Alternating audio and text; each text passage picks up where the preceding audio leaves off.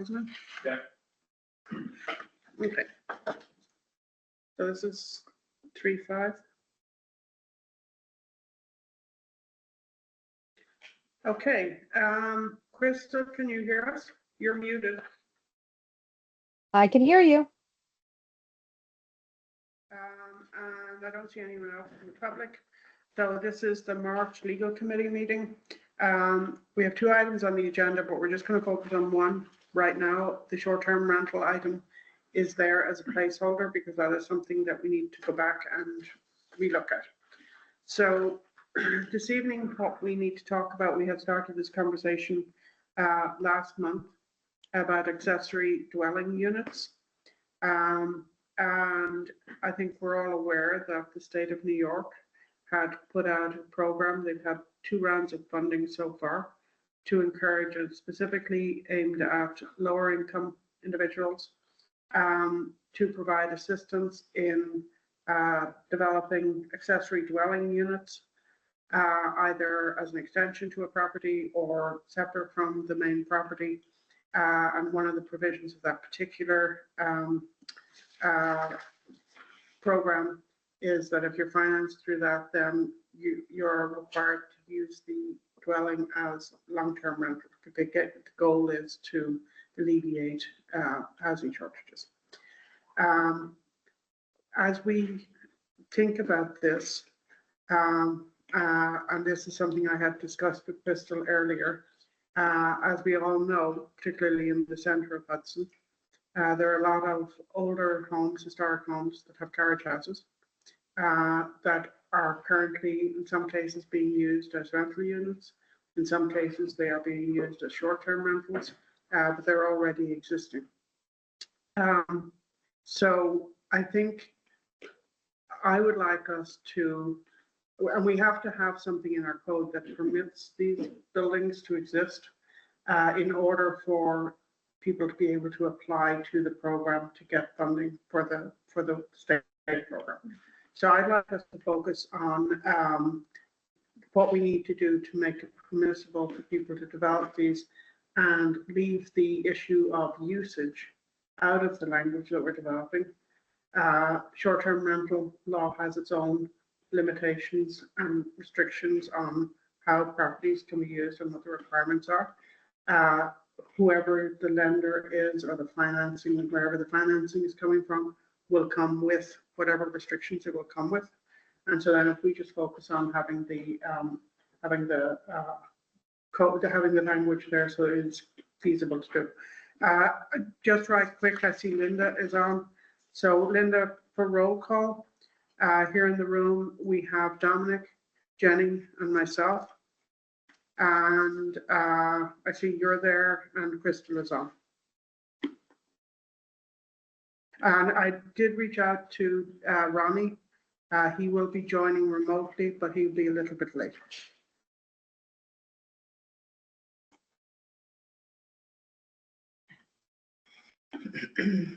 So, Crystal, do you want to take the thing, or Dominic and Jenny, do you want to give your thoughts on how we should proceed here? Well, I mean, I don't know how what the specification of the program in terms of through the state, but I'm curious on if it's a new build, is there a requirement for ADA compliance? Because if it's for, a senior person or, there could be mobility issues. And I'm assuming that any new or existing is also going to have code for primary, secondary egress and things like that. So, but I don't know if the funding that comes through has, like I said, the restrictions of a new bill having, ADA compliant component to it, being it is a new build. And especially if it's going to be given as a general rental out to, the residents, that there's no exclusion for rental. Crystal, is that something you can speak to? So I don't know if the grant funding has the ADA component. I can tell you that if it's a new build it's going to have all the requirements of under the building code that a new dwelling unit would have. So just because, and I don't want us to get caught up in the name, just because it's called an accessory dwelling unit doesn't mean it's going to have some exceptions from the building code that a normal dwelling unit would have. If it is a new build, it's going to have to follow the codes requirements under the New York State Building Code for a dwelling unit. So all the ADA provisions or the access, egress, windows, all of that would apply if it's a new build. If it's a pre-existing building that is going to have modifications done to it, just as if you've got an old house, like a house that was built, say 1900, and you do certain modifications, you've got to bring certain things up to code. That same standard would apply to these buildings as well. Any code provisions, state code provisions that apply to a dwelling unit would be applying here. Okay, thank you.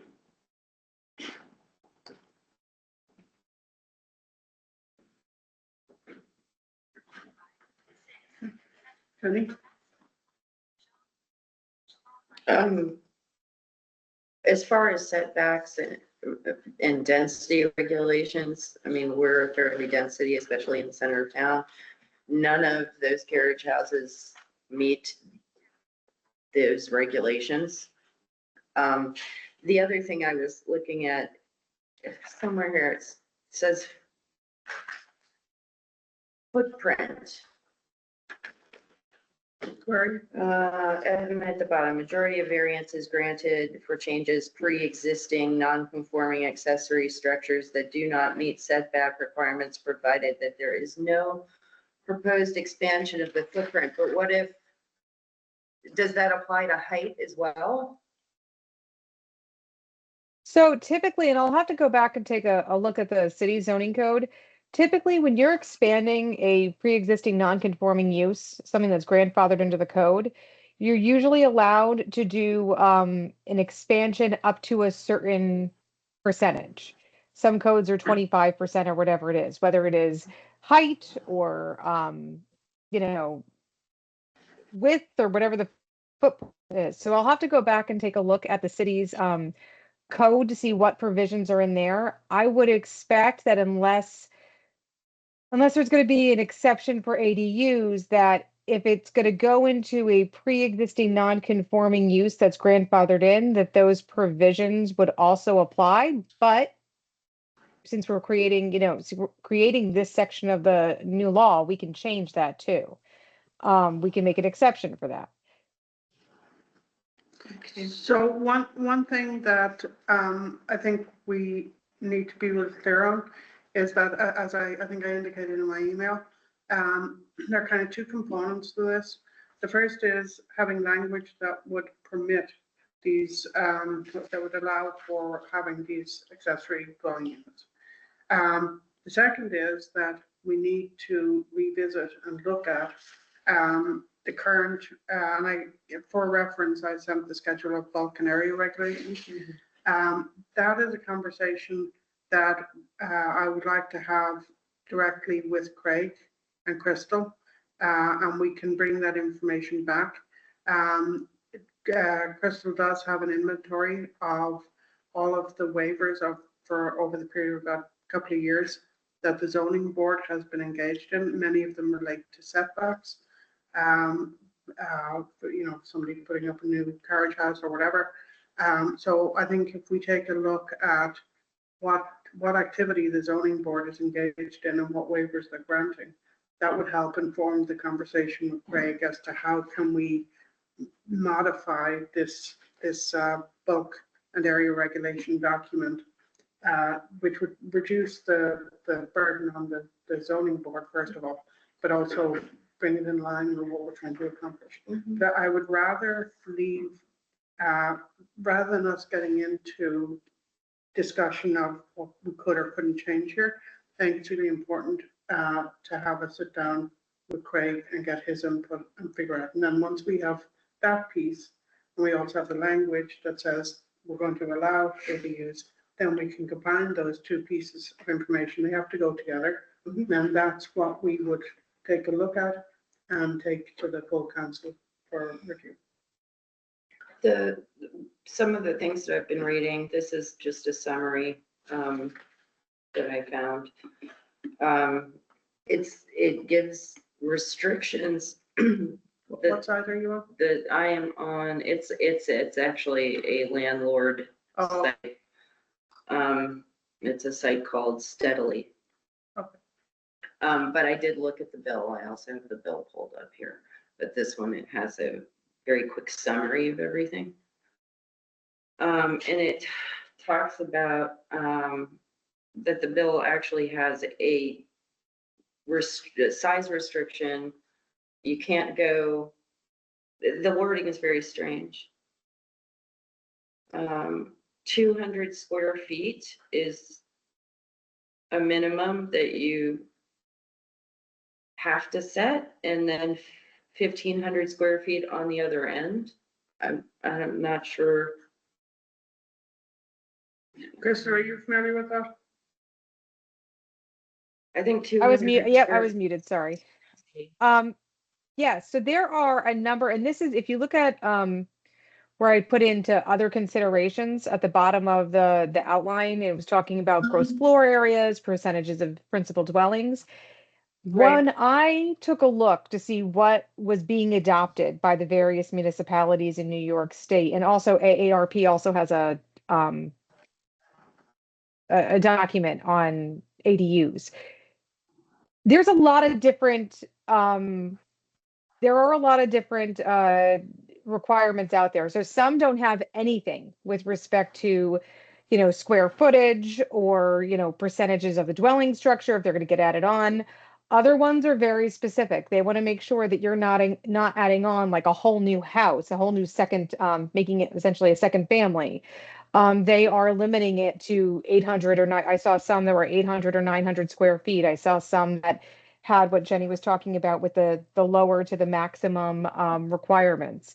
And that depends on the council's what the council wants to see here. I think that Craig could also provide some good insight as well as to concerns about perhaps density of what, how large of a structure that you want to add on. I know that when I've worked on similar laws in other municipalities, building inspectors really did want to see some sort of limitations on these ADUs for a variety of reasons. Others don't care. So that is something that needs to be kind of looked at and tweaked for the city of Hudson itself. You're going to have something that's going to apply differently to the city of New York. You're going to have something that applies, or perhaps larger structures that are going to be allowed in more rural communities that have those 1 acre lots and more area to build on. Mhm. Sorry, Linda, Ronnie just joined us. So when you say about the size, so, some tiny houses are over 800 square feet, so would this allow a tiny house to be brought into? Yeah, that's exactly I'm sorry. a tiny house. So some tiny houses are over 800 square feet. So I think maybe we could get more information on, I believe, Crystal, that there is a minimum size for a dwelling in New York. I'd have to go back and take a look. I know that you're going to have bedroom limitations and that sort of thing. So there probably is a minimum square footage I size. think there is a It minimum says size. 200 square feet Is here the minimum for this mandate. minimum for 1 bedroom or a studio? No, it says the building. The state's forthcoming bill introduces a minimum size mandate of 200 square feet for an ADU, providing a compact yet residential unit. So that's the minimum they said. I think that sounds crazy. And how does this affect if it's in the historic district? Sorry? The historic district, how does it affect, I'm assuming a tiny house is not going to be allowed in a historic district. Well, I don't know what your definition of tiny house is, but what is permitted and zoning board has issued waivers for is people putting back what would have been a carriage house that might have been taken down 50 years ago. And so the lots, I'm thinking specifically of my side of Union Street, we have very small lots. it's 1/10 of an acre. Mhm. And many of the homes have a carriage house at the back, at the end of the garden. So, you know, these are things that I think we need to work through with Greg, because some of it would be, there's a restriction on here about the percentage of the lot that can be building as opposed to um, non-building space on the lot. But I know for a fact that some of the properties on Union Street, certainly, from, that still have their existing carriage houses and so on, exceed that percentage threshold, because that's how they were built. I mean, and when the code was revised, anything that was existing was allowed to continue to Right. exist, right? But I think we need to, I think tiny house is not a useful definition, because it's. I don't think that, I mean, It's not a clear definition, not a legal definition. you know, depending on what ward you're in, you may have to deal with the historic preservation Yeah, committee. yeah. In our ward, I think a tiny house would be totally fine. But I don't know the legal definition of So tiny house. there is no legal That's definition. why It's I'd rather more, not use it. it's, I know what he's talking about because it's more of like an aesthetic kind of thing. It's usually like 2 to 800 square feet. You can buy them prefab and set them Buy my in. Amazon then. Yeah, you can buy them on Amazon. Prefer not to buy anything from them, but, yeah, you can. You can buy them from Lowe's. Yeah. I just had my hand up. I don't know if I can Yeah, just chime in.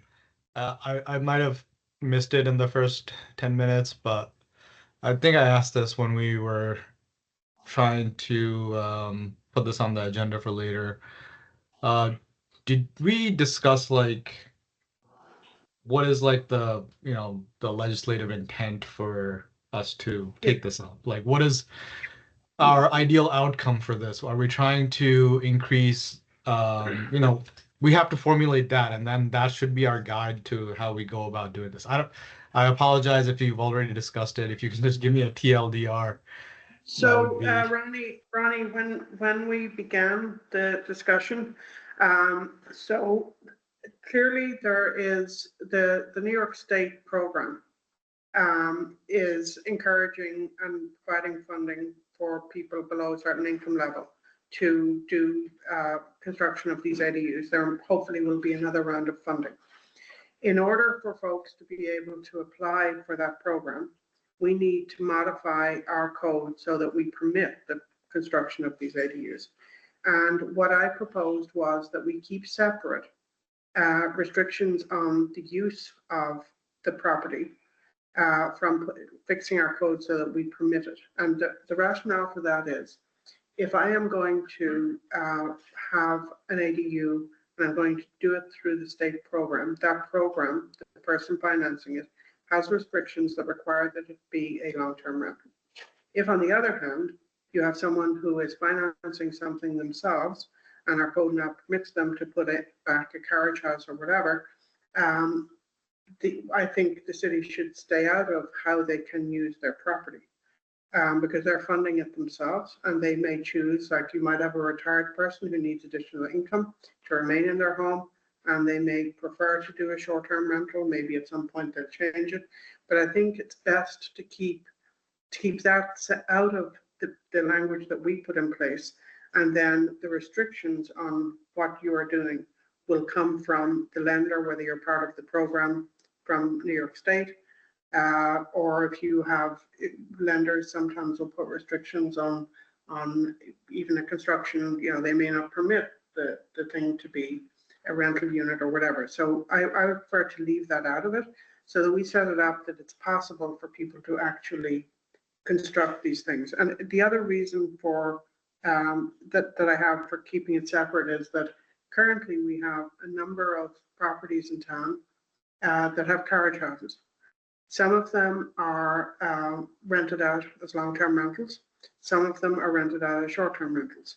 And I think that it is not equitable to have a situation where someone would build or put back in place a carriage house and have that individual under a different set of rules from their next door neighbor that has an existing carriage house that they're using a short-term rental, and yet this individual is not. So I think it's cleaner to just say, let's focus on making it possible for people to do these constructions. And then we have rules in place about what can and cannot be a short-term rental. The New York State program has rules in place as to how the property needs to be used if you're going to use their funding. So I think that's probably a better way to go. But what are your thoughts on that? I have thoughts. Hang on, Ronnie, because Ronnie had raised the question. Well, I'm understanding what the intent is. My like quick thought on this situation, it seems like we're kind of like trying to tackle a large issue and we're doing it like piecemeal. And my question, I guess, almost would be to Tom, is there any in your experience with the comprehensive plan, is there any overarching like vision as far as how to increase housing supply, because this is a part of the housing supply issue in Hudson. There's a state program that's trying to increase housing supply, right? That's my understanding of it. And this is a way for cities to facilitate that. Now, if the comprehensive plan has a vision that outlines this is how we should do the housing supply, we should kind of use that as a guideline to put our thoughts into, put this law together. And if it doesn't, if the comprehensive plan doesn't have a vision specific to the housing supply issue, I feel like we as a legal committee should not only tackle this ADU, but the entire zoning issue in all of Hudson. And Like then Ronnie, that is completely, rethink how zones That's are all. like. Yeah, go ahead. Sorry. Sorry, that also, before you joined, I talked about that. One of the things that I distributed was the current Yeah, I schedule saw of that. an area, right? Yeah. Crystal and I will be meeting with Craig to go through this and talk about that very issue. That's very specific and detailed, and I think if we meet and get some input, then we can bring that back to this group. One of the things that Crystal has is an inventory of all of the waivers that the zoning board is currently putting in place. So I think that will inform, where are the places that we need to change in the zoning. So for example, it's quite aside from the ADUs, the current restrictions that we have here make it very difficult to do infill housing because of all of the setback requirements, even though in the center of town, a lot of the older homes don't meet those criteria. This thing is more applicable almost to the Fifth Ward than it is to the center of town. So I think that piece, my deal was we would have work on language to make it permissible for people to have ADUs so that people in Hudson can participate in the state program. And then also work on revising the zoning piece. And then those two things will come together at a future meeting of this committee once we get input from Craig, and then that will go to the full council as package. They have to go together. You can't just do one without the other. But that was just in the intro to the meeting. No, I understand that, but the reason I bring this up is because let's say we go ahead with the overhaul of the entire zoning of Hudson. The biggest issue coming, one of the biggest contributing factors of Hudson is there's a very small area. There's very restrictive zoning. And if we were to change the zoning to be less restrictive, maybe there is no real need for ADUs to be in Hudson. If we allow R2 and 3 to not only have 1 or 2 family house, and now it has the ability to be a 4 family house, maybe one of those houses gets torn down and there's 4 families. That's 2 units instead of just 1 tiny house. Sorry. I agree. Can I answer your question? Yeah, I think Tom's had a hand up. Maybe he's got. I'll go to Tom in a moment. Ronnie, the issue with the ADUs is that there is in fact a program at the state level where people in Hudson cannot participate in it right now because we haven't addressed the ADU issue. So the reason we're talking ADUs is so that people can participate in that program if funding comes available again. But I'd like us to also address what you're talking about, the restrictive zoning, so that completely apart from ADUs, we can have, a developer could take a small lot and do an infill housing, which is very difficult to do right now. So I agree with you. Tom, you had your hand raised. Yeah, I was trying to answer Ronnie's question that he asked a while back. In fact, the comprehensive plan will be addressing the zoning and in a very comprehensive way. And ADUs are part of it, but it really does have to do with reconsidering the existing zoning code across the board. There's some very sort of dramatic ideas and some more immediately doable ideas. So it's definitely in our future. Thank you. Okay, I mean, I think Jennifer also wanted to chime in on something. I don't want to make sure that she gets to follow. Jenny, you had. No, it was something that I brought up to you earlier, which is, my only concern was, and it's already handled in our existing law about short-term rentals. And that is that, if someone were if they were a corporation and they came in and bought a home and saw that it had a decent amount of land and they decided to build an ADU just to, make more money, I wouldn't want them to not, I want this to be an owner occupied situation, and it already is. So Yeah. we don't. Crystal, this was something Jenny and I talked about earlier, and we looked up the SDR Mhm. language and made sure that, if you're having an SDR on the property, you have to be residing on the same lot. Right. So we've confirmed that. I didn't want it to be a total, a rental situation where you have two short-term rental properties that somebody that doesn't even live here rents out, and it can't be. It's not- It can't be. That's not permitted. The other thing that I wanted to bring up, it's in our notes here, is the, Okay. I am on the second page. There are codes that limit occupancy of ADUs. And I think that there has to be some language around, square footage and the number of people, but I think you can be very creative with spaces. So I think we can be a little bit more lenient about how many people we can, I'm not saying squeeze, 20 people into a tiny house, but, I think we can be more lenient about that depending on the square footage and the actual design of the building. I think the code, I think the purpose of the code, the code's already there, so it's gonna consider occupancy because, one, the safety feature of all that, right? Yeah. So I think it's already, like Crystal said, I think the occupancy probably is already in the code. If not, we should check to make sure it is, but I'm pretty sure it probably is, what the occupancy in terms of square footage is.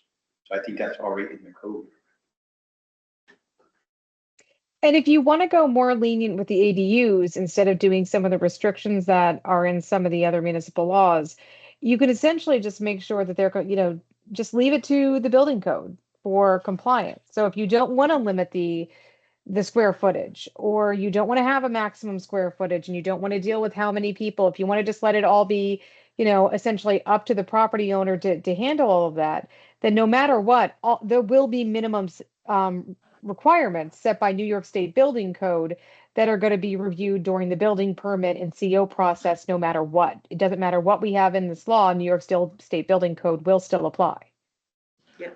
And you had put a question in when you drafted this, Crystal, whether we wanted to restrict it to one family versus unrelated people and so on. Again, I'd be inclined to leave that open so that if you have two unrelated people who want to rent, they can do that. It could be a family member of the owner of the main house. It could be different family. But I think keeping out of that, it would be my preference. I would agree with that. Of course, yeah. So are there other general issues here that we need to talk about before Crystal and I go back and try and work on preparing language to bring to you? And we'll also bring to you input from Craig on the zoning side of it. When it talks about what the ADU, what percentage of size or that the structure has to be in comparison to the main structure. Mhm. I know that in the fourth ward, when you walk around the neighborhoods, there are some homes that are really tiny Mhm. and they're set far, far back into their property. And there's plenty of space in the front. They could actually build a larger structure than the one that they currently live in if they wanted to. I'm not sure about limiting that. And that's what that section is designed to prevent if you want to have it. Now, there are codes that have no restrictions. There are codes that do have restrictions, but that's what it's designed to present, that this is not supposed to be another primary dwelling unit. It really is supposed to be accessory to the primary dwelling unit. Correct. Yeah, I would be inclined to make sure that it's accessory to. mean, Large accessory. A large accessory. 80% of the original building.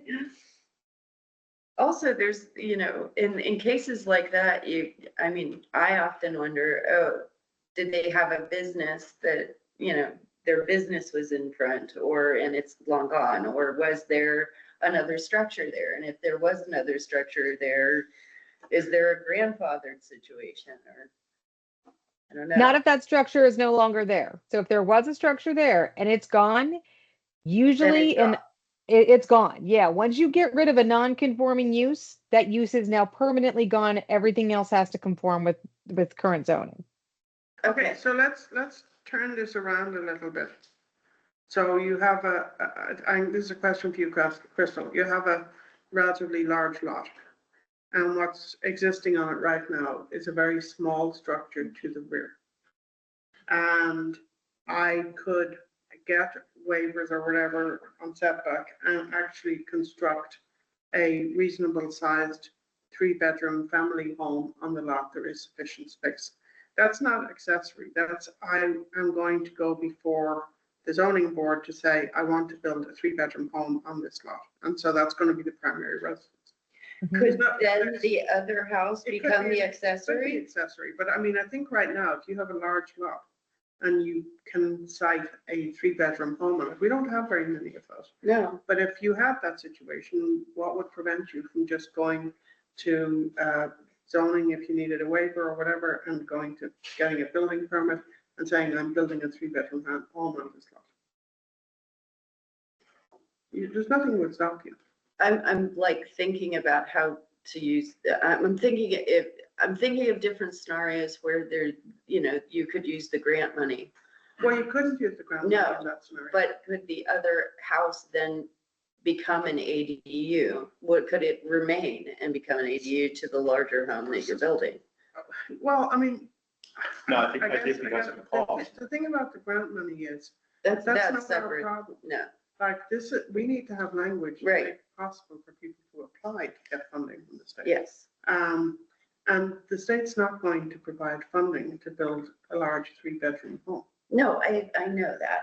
right? But if you built if you've moved to town or you lived here forever and you've been admiring this little house forever and you wanted to build something in front of it, you built something in front of it and then you applied for grant money, well, you probably You wouldn't be get able grant to money because you're so wealthy that you can No, build a but house. no, but the other structure already exists, so Yeah. that's not what the New York State program is It's about. for a completely new thing. Yeah, yeah. It's not to refurbish something that already Well, I'd have to exists. go back and look at it again. Well, if it's already there, like a two-car garage, right? It's something like that can be converted, I imagine, into If accessory you're doing a dwelling. conversion, that's different, but if you Right. already have a residence. That on has the a property, You're bathroom, not gonna get money Okay. from the state. bathroom, just 'cause they're kitchen. Calling it an ADU. Okay. I don't. No, I'm just thinking, Yeah, no, I'm no, thinking no. out loud, especially if we're gonna, Yeah. if we're gonna start messing Yeah. around with the code, then The bigger problem we have is not that people have lots that are large enough to accommodate a 3-bedroom home and there's a little house in the back of it. The bigger problem we have is that, leaving ADUs out of it, is that we have lots that require, the only way to put a house on it is to do infill housing Mhm. and get waivers for the setbacks on the side and the front and so forth. Mhm.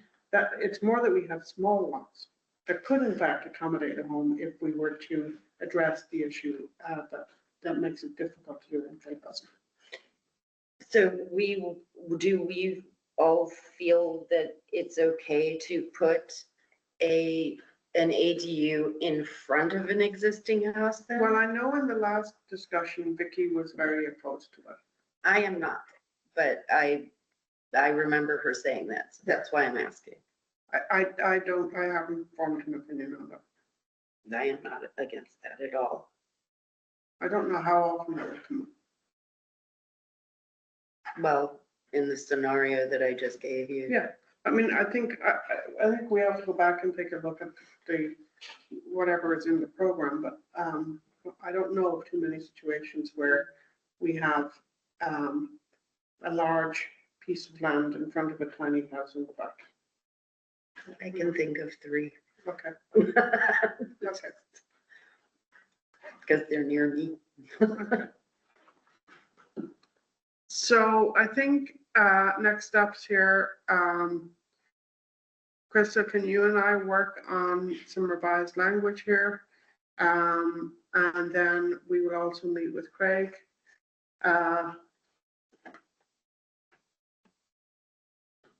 What is this? Fees for applications for these? Okay, I don't know, that's something you can talk to Greg about Yeah. and then the finance committee.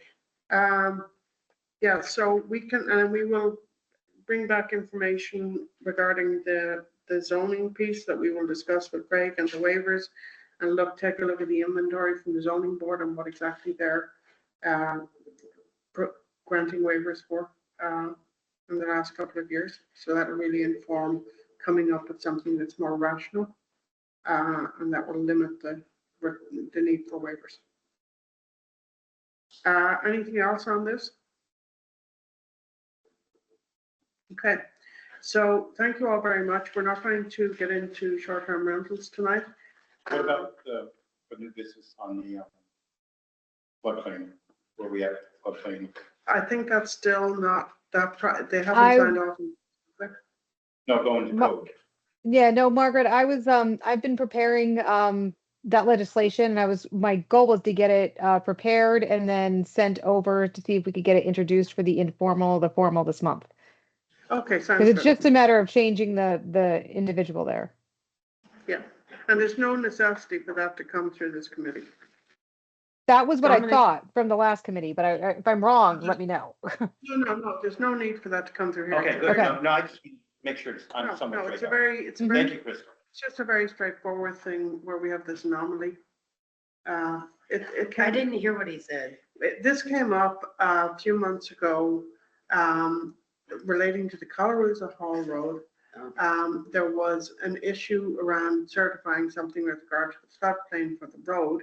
And the current code is written that the executive director of the HCDPA Right. has to sign off on And it. there So is- we made Dominic Okay. temporary executive director. We need to change that so that goes to a different area in case this comes up again. Right. And it's gonna come up It's- again. There's a lot of things in the hopper. Yeah. That's So we gonna need be. we need to have that just revised because it made absolutely no sense. Okay. Just made no sense that we got HCDPA. Thank you. Okay. If there's nothing else, can we have any public comment? I don't see any public comment in the room. Can we have a motion to adjourn? Make a motion. Second? Jenny seconds. Okay, have a lovely evening, everybody. Stay dry. Thank you. Have a good night.